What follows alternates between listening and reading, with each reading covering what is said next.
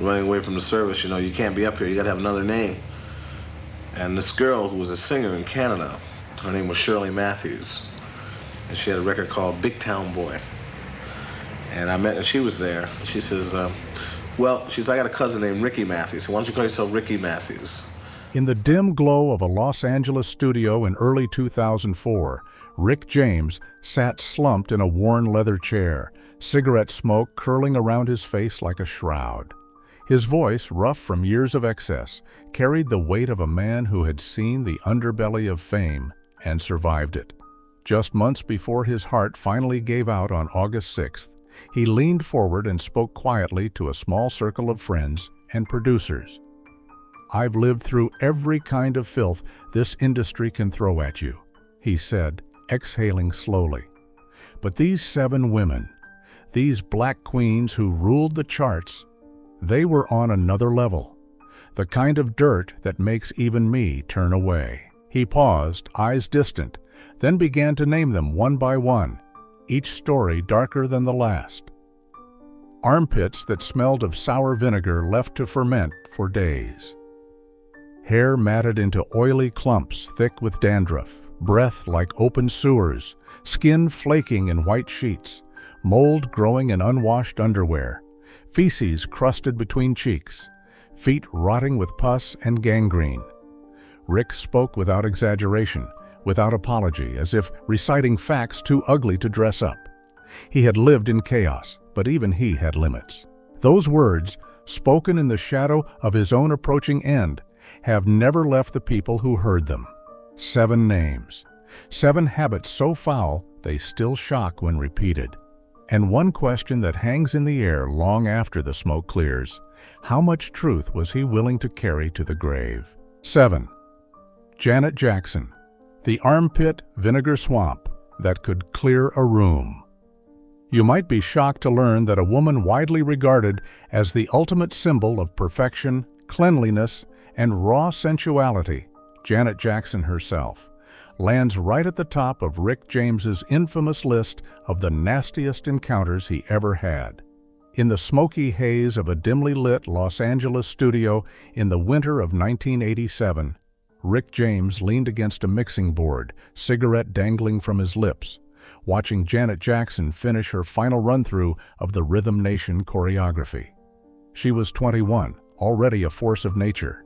Petite frame packed with explosive energy, sweat-soaked leotard clinging to every curve as she hit the last sharp pose. Rick, at 39, had been around long enough to recognize real star power when he saw it. They weren't strangers, their paths had crossed before, industry parties, mutual friends in the funk and R&B world, a few late-night conversations where he'd offered advice on navigating the music business. To the outside world, they were colleagues, 2 icons sharing space in the glittering machine of Hollywood. To Rick, she was the younger sister he never had, talented, driven, and fiercely protected by her family's empire. He admired her discipline, her work ethic, the way she commanded a room without ever raising her voice, and she respected him, called him Uncle Rick once in a playful interview, a nod to the elder statesman who'd paved the way for so many black artists. That night, after the crew had cleared out, Rick stayed behind to talk shop. Janet, still flushed from the workout, walked over with a bottle of water, laughing about a missed step. Rick opened his arms for the usual quick hug, the kind of casual affection that passed between performers after a long day. She stepped in, and the world tilted. The smell hit him first, a thick, sour wave of vinegar that had been left to ferment for days, sharp and acidic, rising from her underarms like steam from a cauldron. Her pits were soaked dark, the fabric of her leotard yellowed at the edges from repeated use without a wash. Armpit hair matted into wet black clumps that trapped the moisture and let it ripen into something almost alive. Salty rivulets ran down her sides, carrying the odor outward in pulsing waves every time she moved. Rick froze mid-embrace, nostrils burning, fighting the urge to pull away. The stench was overwhelming. Week-old sweat turned into something close to spoiled wine, a living, breathing cloud that made his eyes water. She giggled lightly, lifting one arm to fan herself, releasing another blast that made the few remaining crew members cough and turn their heads. "Gotta keep the sweat on for the energy, you know," she said casually, as if it were a professional secret. "The real rhythm comes from the body." Rick managed a tight smile, but inside his stomach churned. He later swore in that low, raspy voice of his that her armpits hadn't seen soap between shows.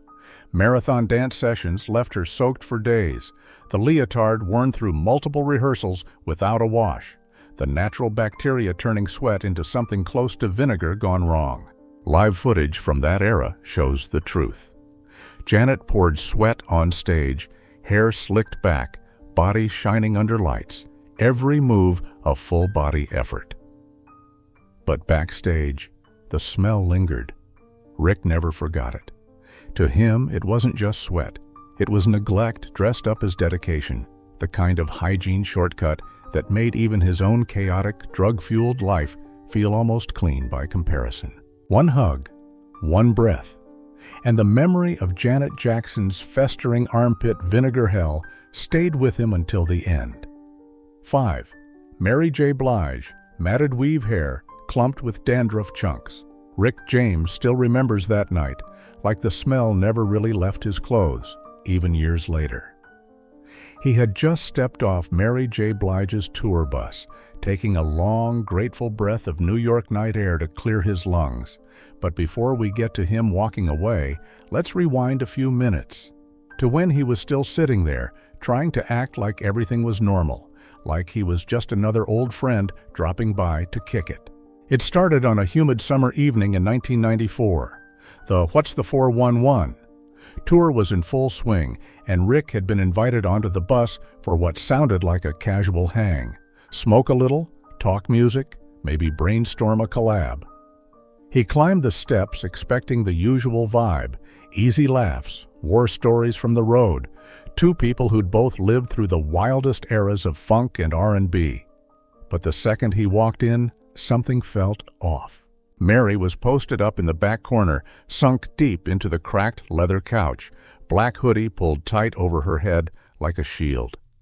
The hood shadowed her face, but it couldn't hide the long weave spilling out underneath. Thick, dark strands hung in greasy ropes, matted and heavy, looking like they hadn't seen shampoo in weeks. When she leaned forward to greet him, the first wave hit. The sour, fermented stink of old pomade mixed with unwashed scalp sweat. It wasn't a faint whiff. It landed hard, thick and clinging, coating the entire bus like fog. Rick sat down next to her anyway, lit his blunt, and tried to keep things smooth. Mary reached for the smoke he passed, and that's when the weave brushed his shoulder. Up close, he could see it all. The roots clumped into heavy white boulders of dandruff, quarter-sized chunks, crusted and layered like dirty snow that had been building for weeks. Every time she shifted, little pieces broke loose and floated down through the dim bus light, landing softly on his dark pants, the sleeve of his jacket, even the rim of his shades. He tried not to stare, but it was hard not to notice. Mary scratched her scalp, slow, absent-minded strokes, and the motion sent a fresh shower of flakes raining down. White specks drifted like ash, settling on the cluttered table, full of crumpled takeout cups, on the armrest, across his lap. Each flake carried that same heavy smell, rancid pomade, sour scalp sweat, the faint chemical ghost of old styling gel that had long since dried into crusts. She caught him looking and let out a rough, gravelly laugh, the kind that comes from too many late nights and too much smoke. "Tour life, baby," she said, tugging at one of the greasy strands like it was a trophy. "Running city to city, no time to stop and shampoo. This we've gotta last. A month, easy, sometimes longer." She laughed again, louder, like the matted hair and falling dandruff were just part of the hustle.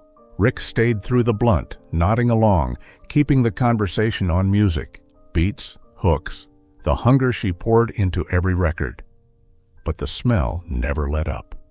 It soaked into his clothes, sat on his tongue, wrapped around him. Every time Mary laughed or leaned in to make a point, more flakes fell. By the time the roach was down to nothing, his stomach was starting to turn. The greasy weight of the hair, the rotten pomade, the constant soft snowfall of dandruff pushing him past his limit. He made his exit smooth, said he had another studio to hit, another meeting, and stood up. As he headed for the door, he could still feel the light cling of flakes on his jacket. He stepped down into the sticky New York night and pulled in a deep breath of cleaner air, the kind that didn't coat your insides.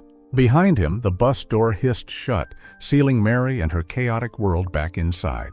Years later, when he told the story, Rick would shake his head with that mix of shock and quiet respect. He knew chaos.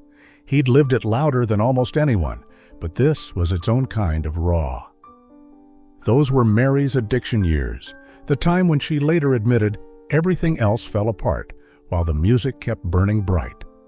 Online forums eventually gave her the nickname No Shower Mary, turning private struggle into public legend. But for Rick, it wasn't a nickname, it was the memory.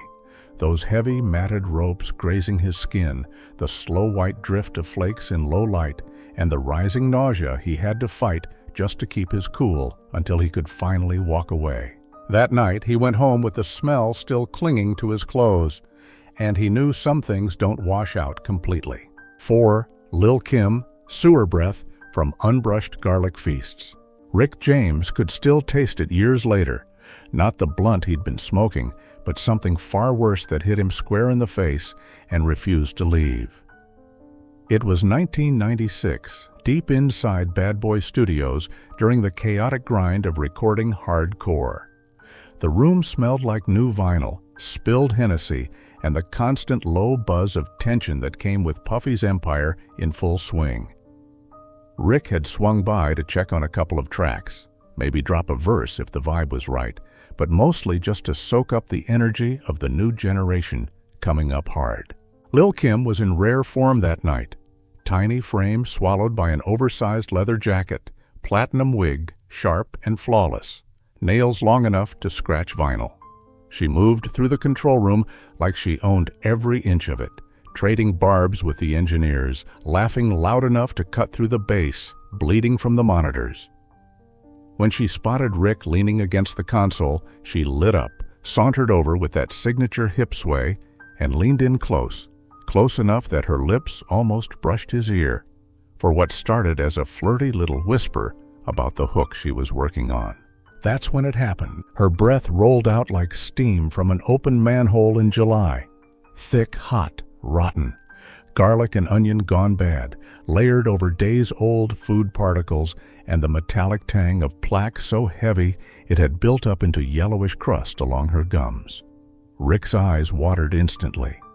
He caught a flash of her tongue, coated in a fuzzy white-yellow film, and saw tiny flecks of wilted lettuce and sesame seeds lodged between her teeth, remnants of a Big Mac she'd scarfed down between takes 2 days earlier and never bothered to brush away.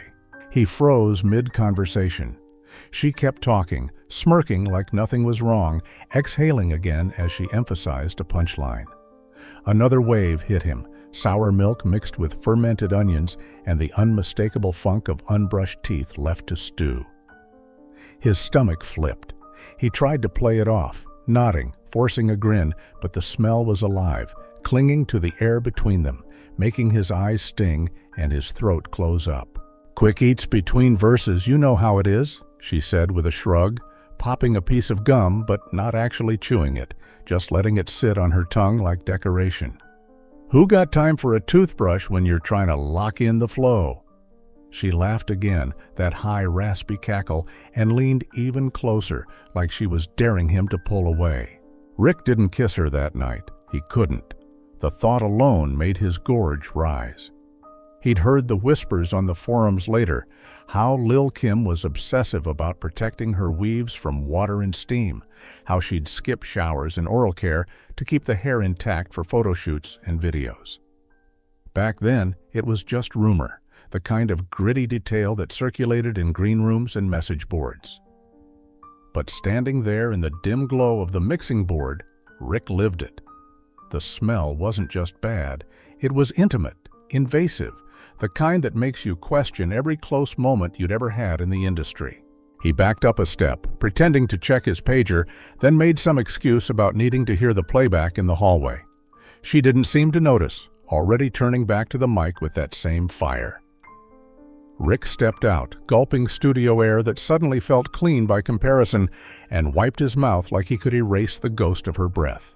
He never brought it up to her face, never had to. But when the stories came up later, his own wild rants about the nastiest encounters, he'd always pause on Lil Kim, shaking his head with a half smile. Shorty had bars for days, he'd say, but that mouth, man, that mouth could clear a room faster than security. It wasn't hate, it was memory, raw, unfiltered, and impossible to forget. 3. T-Boz, TLC, scaly skin, flaking like ghoul peels. The after-party in Atlanta for Crazy Sexy Cool was winding down, but the energy still crackled, bass thumping from hidden speakers, laughter bouncing off high ceilings, bottles sweating on every surface. It was 1995, and the album had just started taking over radio. The room felt like victory and exhaustion mixed together. Rick James had been invited as a nod to the old school, a living legend there to toast the new queens of hip-hop soul. T-Boz spotted him across the crowded loft and made her way over, arms open for one of those big, warm hugs she was known for. She was in a cropped tank and baggy jeans, hair pulled back, looking every bit the effortless cool she always carried. Rick smiled, stepped into the embrace, then felt it. Her skin was hot, almost feverish against his arms. As they pulled apart, white flakes drifted down like slow-motion confetti. They weren't small specks, they were larger, irregular patches peeling off her neck, her collarbone, the tops of her arms, dead skin curling away in thin, ghostly sheets, exposing raw pink patches underneath. The flakes landed on his black shirt in stark contrast, sticking lightly like they had static. He glanced down at her cleavage where the tank dipped low. More peeling, more red irritation, like the lotion she'd slapped on days ago had trapped sweat and turned rancid. T-Boz didn't even notice at first. She laughed, brushing a hand across her neck absent-mindedly, and another sheet of skin flaked off, floating between them. Rick watched it fall, felt the faint itch in his own palms, where her arms had pressed.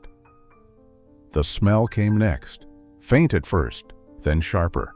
Sour milk and old lotion gone bad, mixed with the metallic edge of unwashed skin, left to stew through 4 straight days of tour buses, planes, and no real shower. Sickle cell got me tired as hell, she said quietly, almost apologetic when she saw his expression. 4 days straight on the road, no real time to wash up. Body mist handles the rest. She spritzed something floral from a tiny bottle in her pocket, but it only made the underlying funk worse, like perfume poured over spoiled cream. Rick tried to stay smooth, kept smiling, asked about the next single, but every time she gestured or laughed, more flakes shed. They caught in the light, drifting onto his shoulders, his chest, even clinging to the chain around his neck. He could feel them, light, papery, almost alive. The raw patches on her skin looked painful, cracked and angry, like the surface of a dry lake bed. He wanted to step back but didn't want to embarrass her. So he stayed, nodding, talking, while tiny pieces of her skin kept raining down. When he finally made his exit, another obligation, another call, he brushed off his shirt in the hallway, watching white flecks scatter on the floor like ash. Outside, the Atlanta night was thick and warm, but it felt cleaner than the air he'd just left. Later, he'd hear the real stories, the sickle cell crises, the fatigue that made basic self-care impossible during those relentless promo runs. T-Boz had talked about it in interviews, how the exhaustion was deeper than people knew, how the glamour hid a lot of pain. Rick never judged her for it. He'd lived his own version of falling apart.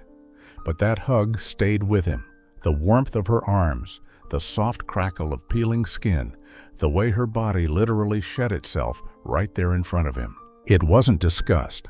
It was intimacy with the unglamorous side of the road. And every time he saw those old, crazy, sexy, cool clips, he'd remember the flakes still drifting in his mind, quiet and relentless. 2.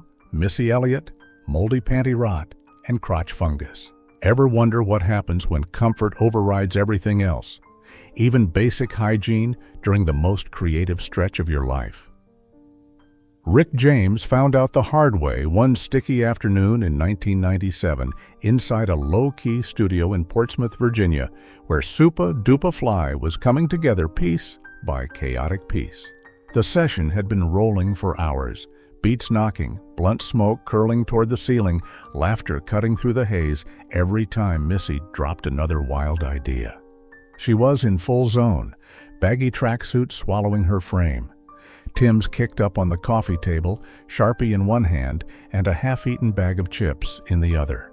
Rick had dropped by unannounced, the way legends do, just to feel the energy and maybe lay down a quick ad-lib if the mood hit. Missy spotted him, grinned wide, and flopped down on the sagging couch right next to him, thighs spreading comfortably in that oversized everything she made iconic. "Hold up, let me get situated," she said, reaching for the zipper at the front of her jacket.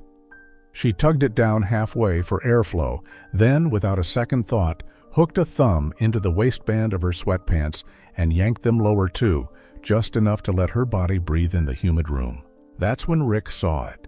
Gray cotton panties, once probably white, now stained in uneven patches and blooming with what looked like white mold, fuzzy, irregular spots spreading across the crotch like a science experiment gone wrong.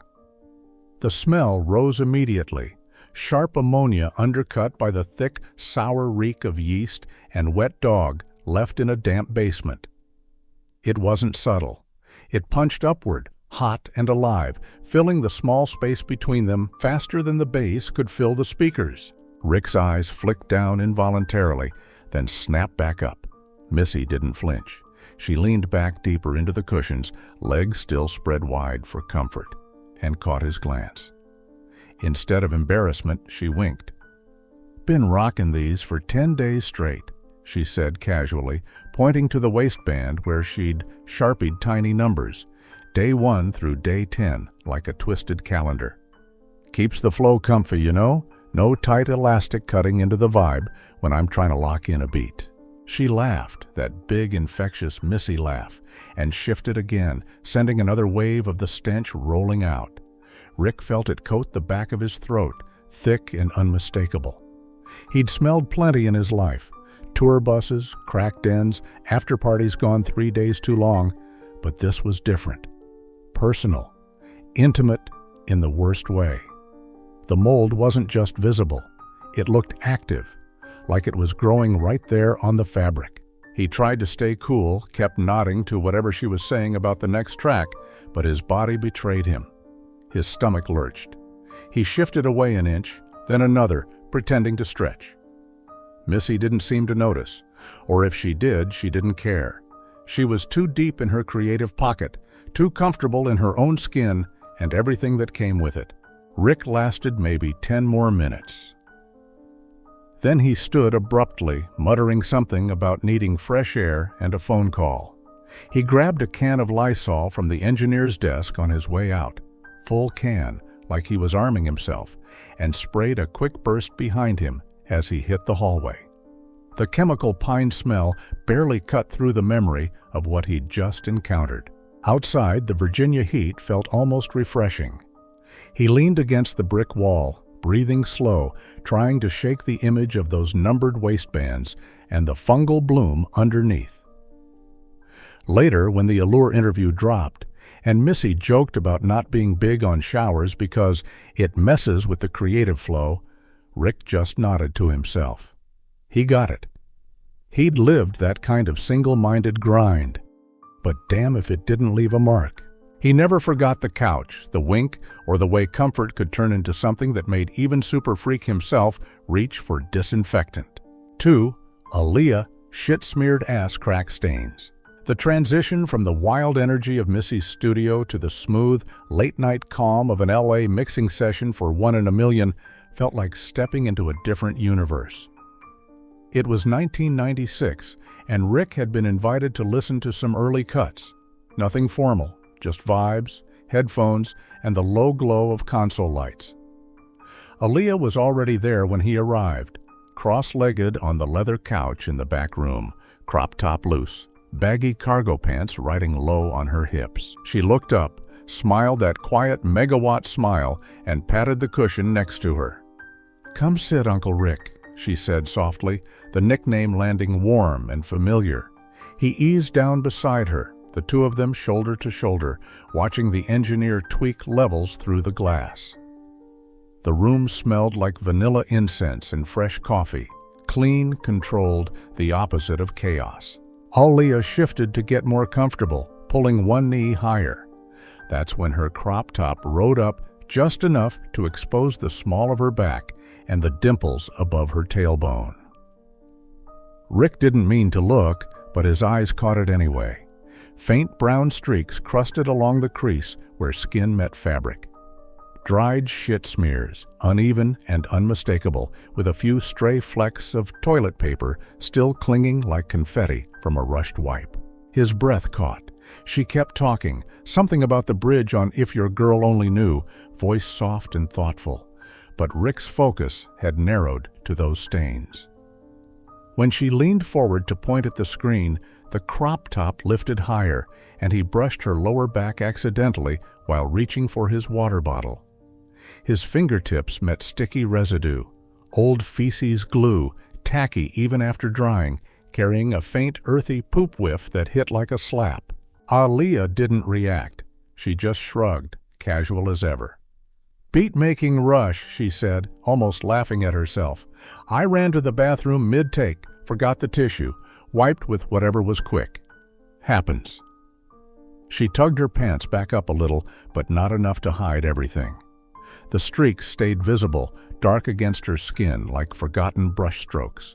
Rick jerked his hand back like he'd touched fire, wiping it on his jeans without thinking.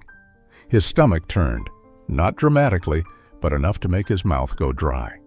He'd heard the old rancor threads and backstage whispers about Aaliyah's laid-back style, how she'd prioritize the music over anything else, even personal upkeep when the session was flowing. Baggy clothes usually covered it all, kept the image pristine. But here, in the quiet intimacy of the mixing room, nothing was hidden. He tried to refocus, nodded at her comments, asked about the vocal layering, but every time she shifted, the smell drifted up again. Faint but persistent, like soil after rain mixed with something sour. It wasn't overpowering like Missy's funk. It was subtle, insidious, the kind that sneaks under your skin. After about 20 minutes, he made his polite exit, thanked her for the listen, said he'd catch up soon, and stepped into the hallway. He stood there for a long second, hand still tingling where it had touched her, then headed straight for the bathroom to scrub his fingers under hot water until they stung. Aaliyah stayed in the zone, headphones back on, lost in the music like nothing had happened. Rick never mentioned it to her, never had to. But when he thought back on that night, the soft voice, the easy smile, the casual shrug, he realized how thin the line was between genius and neglect. She was magic on record, untouchable on stage. Up close, she was human in ways no one talked about. And some stains, he figured, don't come out no matter how much you scrub. One, Tina Marie, rotting foot blisters, oozing pus. It was late winter 1980 in a cramped Buffalo studio, the kind of cold that seeped through concrete walls and made every breath visible. Rick James had been producing Lady T for weeks. Long nights bleeding into mornings, coke lines on the console, sex and sound blurring together in that raw, unfiltered way only the early 80s could deliver.